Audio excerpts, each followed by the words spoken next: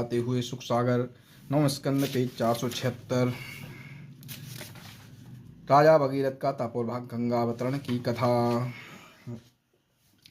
राजा सुदास भी श्राप देने की शक्ति रखता था, इसलिए उसने कहा, हे मुनिनाथ, मेरी बिना जानकारी में किसी ने मनुष्य का मांस मिला दिया है, अतः इसमें मेरा कोई दोष नहीं है, परंतु फिर भी आपने मुझे श्राप दे दिया, इसलिए मैं भी आपको श्राप देता हूँ। इतना कहकर जैसे ही राजा ने श्राप देने के लिए अपने हाथ में जल लिया, वैसे ही उसकी स्त्री ने उसका हाथ पकड़कर कहा, हे नाथ, गुरु जी के ने क्रोधवश में यदि श्राप दे दिया है, परंतु वे फिर दयालु होकर आपको वरदान भी दे देंगे, अतः आप इनको कोई भी श्राप ना दीजिए। रानी के ऐसे वचन सुनकर राजा ने वह जल अपने पैरों पर डाल दिया, जिससे फलस्वरूप राजा के दोनों पांव काले पड़ गए। बोलो कृष्ण भगवान की जय। उसी दिन से सब लोग राजा को कलमाशपाद कहने लगे।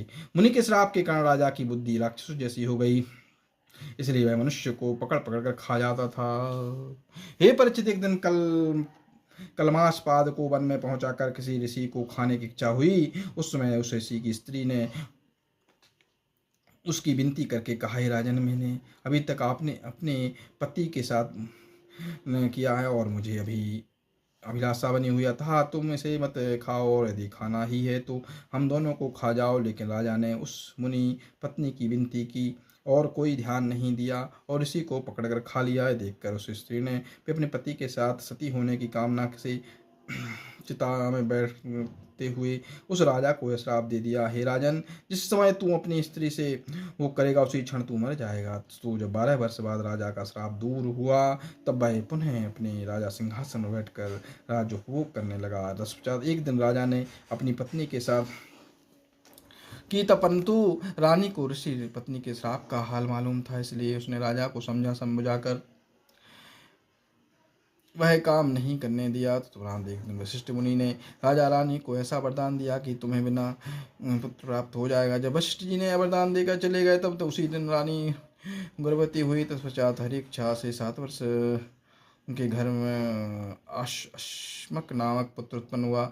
अश्मक का पुत्र मूलक हुआ, वह परशुराम जी में के क्रोध से बचा। इसलिए वर्तमान काल के समस्त क्षत्रियों का मूल जड़ उसी को समझना चाहिए। मूलक का पुत्र राजा खटवांग ऐसा प्रतापी एवं धर्मात्मा हुआ कि उसके ने युद्ध में देवताओं की सहायता करते हुए देवताओं पर विजय प्राप्त कर ली। बोलो कृष्ण भगवान की जय, राधा वल्लभ की जय, वृंदावन धाम की जय, हनुमान जी महाराज की जय, राधा रानी की जय। ओम कृष्णाय वासुदेवाय हरे परमात्मने प्रणत क्लेश नाशाय गोविंदाय नमो नमः।